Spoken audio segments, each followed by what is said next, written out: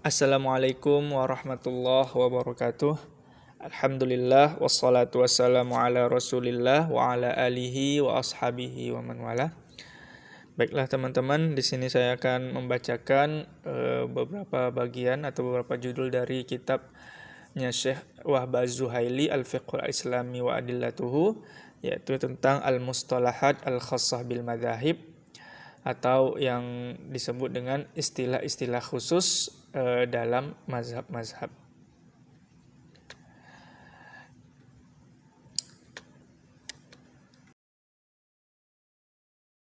Sanian al-mustalahatul khassah bil madzahib, yaitu istilah-istilah khusus dalam mazhab-mazhab.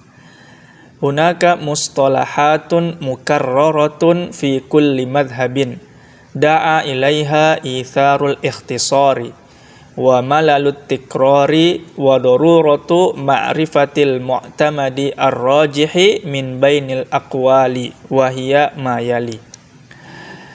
Terdapat istilah-istilah yang diulang-ulang atau sering digunakan dalam setiap mazhab sebagai bentuk ringkasan dan agar tidak merasa bosan dengan pengulangan tersebut, dan untuk mengetahui pendapat yang kuat di antara pendapat-pendapat yang lain. Adapun istilah-istilah tersebut ialah: yang pertama, mustalahatul madhabil Hanafi, yaitu istilah-istilah mazhab Hanafi. Alif, zahirur riwayah yuradu bihi fil ghalibi asy-sya'i'i kama arafna al-qaulur rajih al-qaulu ar-rajihu li a'immatil Hanafiyah ats-tsalatsah Abu Hanifah wa Abu Yusuf wa Muhammad. Yang pertama, istilah zahir ar-riwayah. Istilah ini biasanya, sebagaimana yang kami ketahui, sering digunakan untuk pendapat yang rajih atau kuat bagi tiga imam mazhab Hanafi, yakni Abu Hanifah, Abu Yusuf, dan Muhammad. Ba, al-imam huwa Abu Hanifah, wasyaikhan huma Abu Hanifah wa Abu Yusuf, wat-tarafan huma Abu Hanifah wa Muhammad, was-sahiban huma Abu Yusuf wa Muhammad, watsani huwa Abu Yusuf, watsalits huwa Muhammad. Kemudian yang kedua, al-imam, maksudnya adalah Abu Hanifah. Asy-syaikhani adalah Abu Hanifah dan Abu Yusuf. Kemudian at-tarafani maksudnya adalah Abu Hanifah dan Muhammad. As-sahibani adalah Abu Yusuf dan Muhammad. Ats-tsani maksudnya adalah Abu Yusuf, dan ats-tsalits maksudnya adalah Muhammad. Walabzu lahu ay li Abi Hanifah, walabzu lahuma au indahuma au madhabuhuma ay madhabus sahibain. Wa idza qalu ashabuna fal masyhur itlaqu dzalika 'alal a'immati tsalatsah Abi Hanifah wa sahibaihi. Wa ammal masyayikh fal muradu bihim fil istilah man lam yudrikil imam. Kata lahu maksudnya adalah menurut Abu Hanifah. Ya, jadi kata lahu maksudnya adalah menurut Abu Hanifah. Sedangkan kata lahuma atau indahuma atau mazhabuhuma ialah mazhab dua sahabat dari Abi Hanifah, yaitu Abu Yusuf dan Muhammad. Jika mereka mengatakan ashabuna, maka menurut pendapat yang masyhur ialah menunjuk kepada imam yang tiga, yaitu Abu Hanifah dan dua orang sahabatnya tadi, Abu Yusuf dan Muhammad. Adapun istilah al-masyayikh artinya adalah orang yang tidak sempat bertemu dengan imam. Jim, yufta qat'an bimattafaqa alaihi Abu Hanifah wa ashabuhu fir riwayati az-zahirati. Fa in ikhtalafu fa innahu yufta biqaulil imami Abi Hanifah alal itlaq wa khususan fil ibadat. Wala yurajjahu qaulu sahibaihi au ahadihima illa limujibin wa huwa kama qala Ibnu Nujaim imma dha'fu dalilil imam wa imma lid-darurati wat ta'amuli katarjihi qaulihima fil muzara'ati wal musaqati au al muamalah wa imma bisabab ikhtilafil asri waz zaman. Kemudian istilah berikutnya, yufta qat'an, adalah istilah yang menunjukkan kepada sesuatu yang disepakati oleh Abu Hanifah dan sahabat-sahabatnya dalam riwayat-riwayat yang zahir. Apabila mereka berselisih pendapat, maka yang difatwakan secara mutlak adalah pendapat Abu Hanifah, khususnya dalam bab ibadah. Dan tidak boleh dikuatkan pendapat kedua sahabatnya atau salah seorang dari mereka kecuali ada sesuatu yang pasti, yaitu seperti kata Ibnu Nujaim, karena lemahnya dalil yang dipegang oleh imam ataupun karena darurat. Dan bab muamalah seperti menguatkan pendapat kedua sahabatnya Abu Yusuf dan Muhammad dalam masalah muzara'ah dan musaqah, yakni tentang muamalah, ataupun karena perbedaan masa dan zaman. Wa yufta biqauli Abi Yusuf fil qada'i wasyahadati wal mawarithi li ziyadati tajrubatihi kama yufta biqauli Muhammad fi jami'i masaili dzawil arham wa yufta biqauli Zufar fi sab'a asyrata mas'alatan. Dan diambil fatwa dari Abu Yusuf dalam masalah kehakiman, kesaksian dan harta warisan karena dia lebih berpengalaman dalam perkara-perkara ini. Sebagaimana diambil fatwanya Muhammad dalam setiap permasalahan zawil arham, dan diambil fatwanya Zufar pada 17 permasalahan. Dal idza lam yujad riwayatun lil imam fil mas'alah yufta biqauli Abi Yusuf thumma biqauli Muhammad thumma biqauli Zufar wal Hasan bin Ziyad. Jika dalam suatu masalah tidak ditemukan pendapat imam, maka pertama diambil fatwa Abu Yusuf, kemudian Muhammad, kemudian Zufar, kemudian Al-Hasan bin Ziyad. Idza kana fi mas'alatin qiyasun wastihsanun fal amal 'alal istihsani illa fi masaila ma'dudatin masyhuratin hiya ithnatani wa ishruna mas'alatan. Jika dalam suatu masalah terdapat qiyas dan istihsan, maka yang didahulukan adalah istihsan, kecuali dalam permasalahan-permasalahan yang masyhur, yaitu ada 22 masalah. Wa idza lam tuzkar al-mas'alatu fi zahirir riwayah wa thabatat fi riwayatin ukhra ta'ayyanal masiru ilaiha. Dan jika suatu masalah tidak disebutkan dalam zahir riwayah, namun dalam riwayat lain disebutkan, maka riwayat tersebut yang digunakan. Wa idza ikhtalafat ar-riwayatu 'anil imam aw lam yujad anhu wala an ashabihi riwayatun aslan yu'khadhu fil halatil ula bi aqwaha hujjatan wa yu'khadhu fil halatil tsaniyati bimattafaqa 'alaihi al-masyayikhul mutaakhirun fa in ikhtalafu yu'khadhu biqaulil aktsarin fa in lam yujad minhum qaulun aslan nazaral mufti fil mas'alati nazrata ta'ammulin wa tadabburin wa ijtihadin liyajida fiha ma yaqrubu minal khuruji anil uhdah wa la yatakallamu fiha jazafan wa yakhshallaha ta'ala wa yuraqibuh li'annal jur'ata 'alal futya biduni dalilin amrun 'azimun la yatajasaru alaihi illa kullu jahilin syaqiyyin. Jika terdapat perbedaan riwayat dari imam atau tidak terdapat riwayat darinya dan juga dari para sahabatnya sama sekali, maka dalam kasus yang pertama, yaitu tidak terdapat perbedaan riwayat dari imam, maka riwayat diakui adalah riwayat yang mempunyai hujjah yang terkuat. Dan dalam kasus kedua, hendaklah diikuti pendapat yang disepakati oleh para masyayikh mutaakhir, yaitu masyayikh yang di akhir. Jika mereka berselisih pendapat, hendaklah yang diikuti adalah pendapat mayoritas. Jika tidak terdapat pendapat mereka sama sekali, maka seorang mufti mengkaji masalah tersebut dengan teliti dan renungan, serta sungguh-sungguh untuk menemukan hukum yang lebih dekat untuk melepaskan tuntutan tersebut.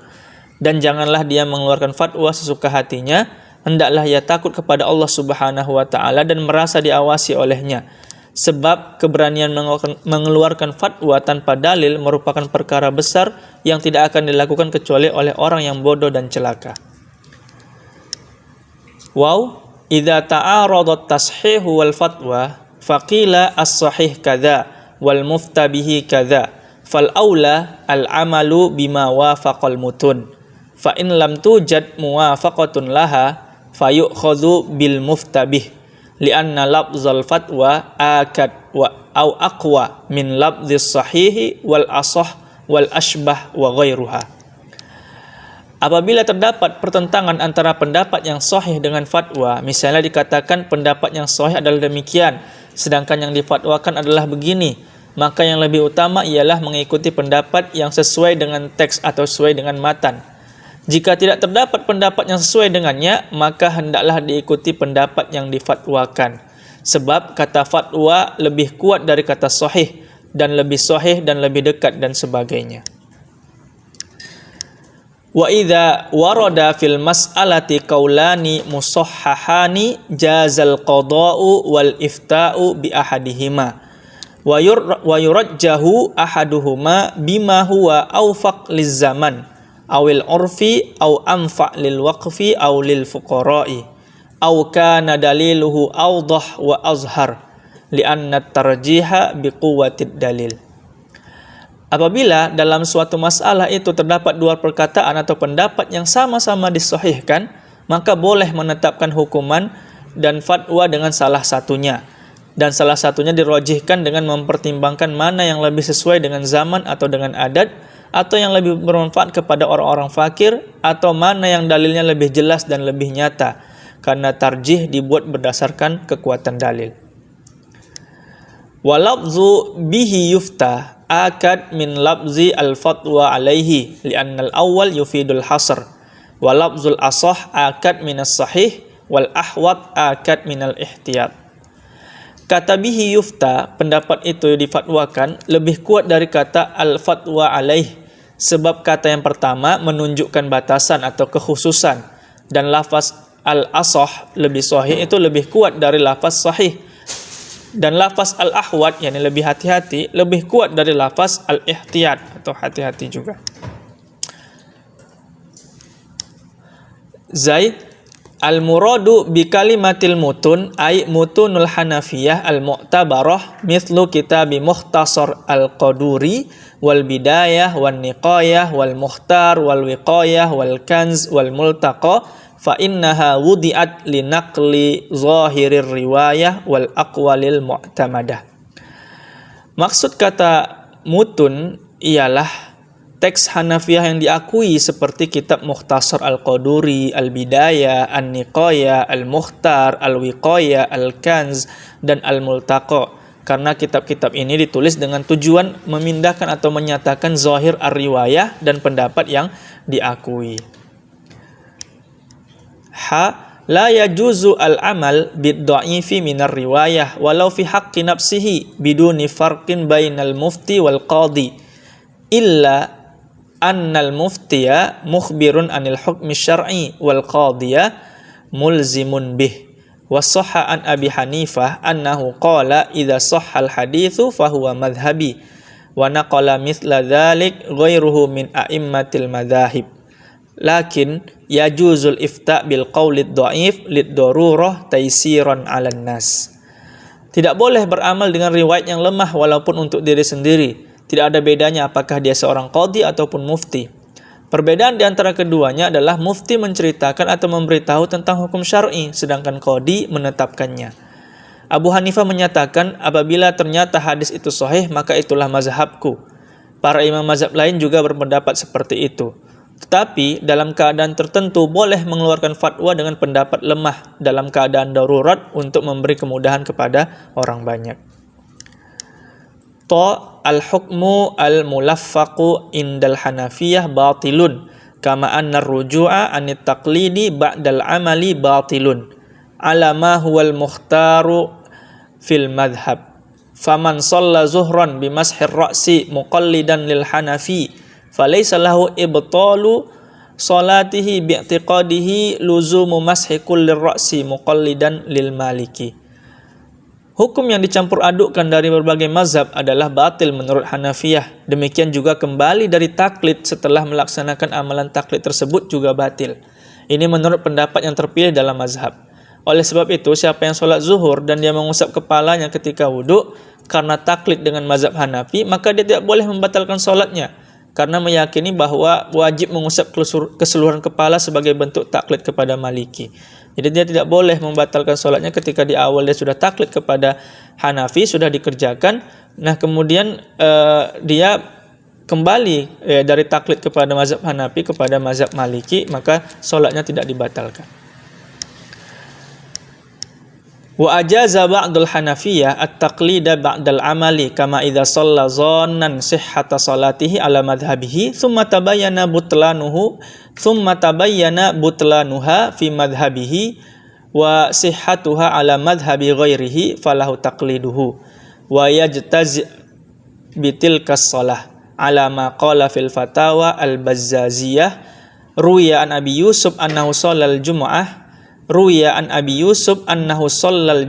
mughtasilan minal hammam thumma ukhbira bi fa'ratin maitatin fi bi'ril hammam faqala na'khudhu bi qawli ikhwanina min ahlil Madinah idza balagal ma'u kullataini yani mi'atain wa sab'ina litran aw 15 tanakah lam yahmil khabathan. Namun sebagian ulama Hanafi membolehkan taklid setelah mengamalkannya. Contohnya adalah jika seseorang melaksanakan sholat dengan dugaan kuat bahwa sholat yang dilaksanakan itu sah mengikuti mazhabnya, kemudian ternyata sholat yang dilakukan itu tidak sah menurut mazhabnya, tetapi sah menurut mazhab lain, maka dia boleh bertaklid kepada mazhab yang lain. Sholatnya itu juga dianggap sah. Dalam Al-Fatawa Al-Bazzaziyah disebutkan, diriwayatkan dari Abi Yusuf bahwa dia sholat Jumat setelah mandi dari sebuah telaga. Kemudian dia diberitahu bahwa ada bangkai tikus di telaga itu. Lalu dia mengatakan, kita mengikuti pendapat sahabat-sahabat kita dari ahli Madinah yang berpendapat apabila air telah sampai ukuran 2 kullah, yaitu sekitar 270 liter atau 15 tanakah, ia tidak terpengaruh dengan najis. Ya ajaza ba'dul Hanafiyah annal muqallid idza qada bi madhhabi ghairihi aw bi riwayatin dha'ifatin aw bi qaulin dha'ifin nuffid wa laysa li ghairihi naqduhu. Sebagian ulama Hanafi mengatakan bahwa apabila seseorang muqallid melaksanakan amalan dengan berdasarkan mazhab lain atau dengan berdasarkan riwayat yang lemah atau pendapat yang lemah, maka amalannya itu terlaksana dan orang lain tidak boleh membatalkannya. Kaf tu'tabar hasyiyatu bani Abidin tufiya fi sanati 1252 hijriyah atau minal hijrah ala alamatis Syam wa hiya raddul mukhtar ala durril mukhtar khatimatut tahqiqat wa tarjihat fil madhab al-Hanafi. Hasyiyah Ibnu Abidin, seorang ulama Syam yang wafat pada 1252 Hijriyah yang berjudul Rad al-Mukhtar ala ad-Dur al-Mukhtar, dianggap sebagai tahqiq atau penyunting dan tarjih yang penghabisan dalam mazhab Hanafi. Kemudian kita masuki yang kedua, mustalahat al-madhhab al-maliki, yaitu istilah-istilah mazhab maliki. Al-madhhabul maliki ka ghairihi minal madhahib yatamayyazu bi kathratil aqwal mura'atan limasalihin nasi wa a'rafihim al-mukhtalifah. Mazhab Maliki sama seperti mazhab yang lain juga terdapat banyak pendapat. Hal ini untuk menjaga maslahat orang banyak dan mempertimbangkan adat yang berbeda-beda. Wal mufti yufti birrajihi alladhi yakunu salihan fi mawdu'il mas'alah wa ghairul mufti alladhi lam yastakmil syurutul ijtihad ya'khudh bil muttafaq alaih awil mashhur minal madhhab aw ma rajjahahu al aqdamun fa in lam ya'rib arjahiyata qaul qila kama dzakara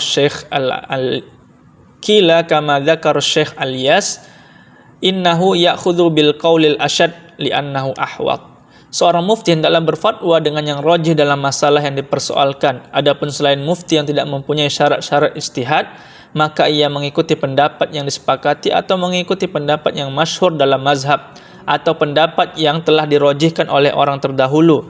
Jika dia tidak dapat mengetahui mana pendapat yang lebih rajih dari dua pendapat, hendaklah dia mengikuti pendapat yang lebih tegas, karena pendapat itu lebih hati-hati sebagaimana yang diterangkan oleh Syekh Ulaish. Waqila yakhtaru akhaffal aqwali wa aisaraha lianna dzalika al-yaq bisyar'il islami lianna an-nabiy sallallahu alaihi wasallam jaa bil hanifiyah as-samha Wa qila innahu yatakhayyar fayakhud bi ayyiha syaa li'annahu la taklifa illa bima yutaq. Dan juga dikatakan bahwa orang tersebut boleh memilih pendapat yang lebih ringan dan yang lebih mudah karena itu lebih sesuai dengan syariat Islam. Sebab Rasulullah SAW datang dengan membawa agama yang lurus lagi mudah. Dan juga dikatakan bahwa orang tersebut boleh memilih mana yang dia suka karena tidak ada tuntutan terhadap yang tidak mampu dilakukan. Hamzah rattaba ba'dul malikiyah at-tarjiha baina riwayatil kutub war riwayati anil masyayikh. Faqala qawlu Malik fil mudawwanah aula min qawli Ibnil Qasim fiha fa innahul imamul a'zam wa qawlu Ibnil Qasim fiha aula min qawli ghairihi fiha li'annahu a'lamu bimadhhabi Malik wa qawlu ghairihi fiha aula min qawli Ibnil Qasim fi ghairiha wa dhalika li sihhatiha wa idza lam yuzkar qawluhu fil mudawwanah wa idza lam yuzkar qaulun fil mudawwanah fa innahu yurja'u ila aqwalil mukharrijin.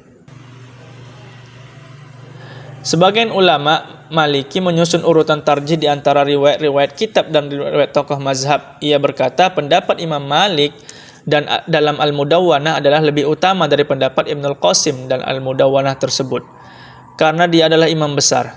Pendapat Ibnul Qasim dalam Al-Mudawwanah lebih utama dari pendapat ulama lain yang ada di dalamnya sebab dia lebih tahu tentang mazhab Maliki.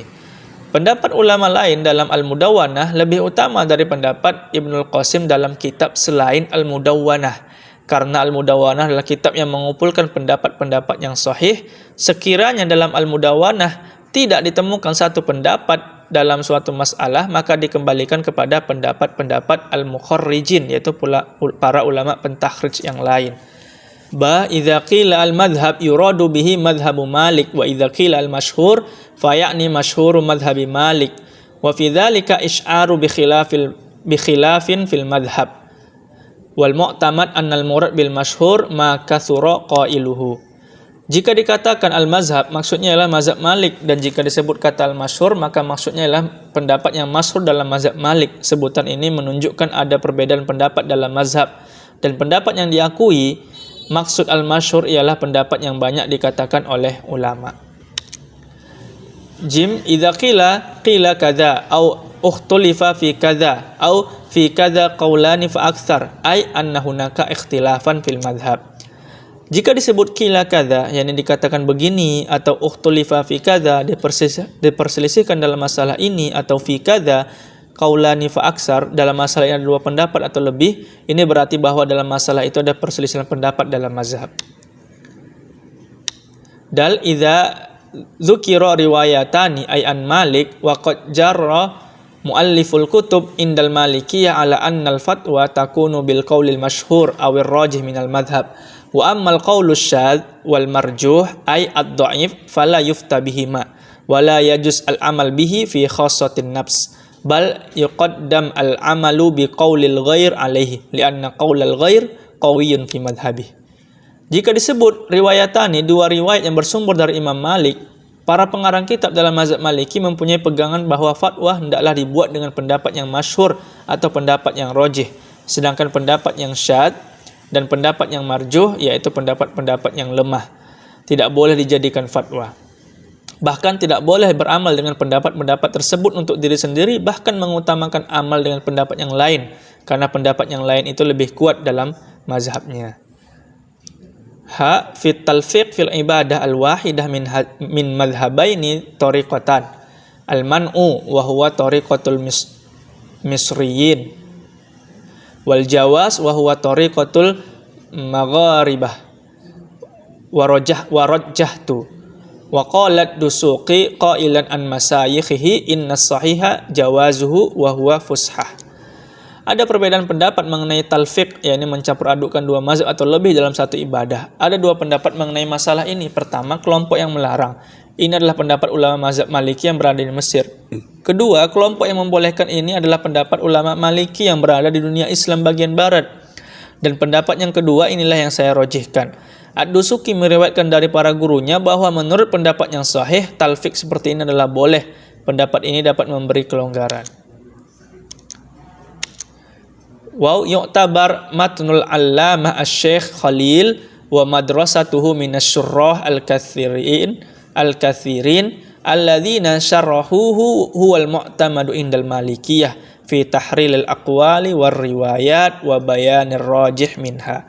Matan al-allamah Syekh Khalil dan mazhabnya yang dianggap di antara banyak pensyarah, ya. Matan al-allamah Syekh Khalil dan mazhabnya yang dianggap di antara banyak pensyarah yang membuat syarah matan tersebut dan diakui dalam mazhab Maliki dalam pencatatan pendapat, mazhab, riwayat dan dalam menjelaskan pendapat yang rajih. Assalamualaikum warahmatullahi wabarakatuh.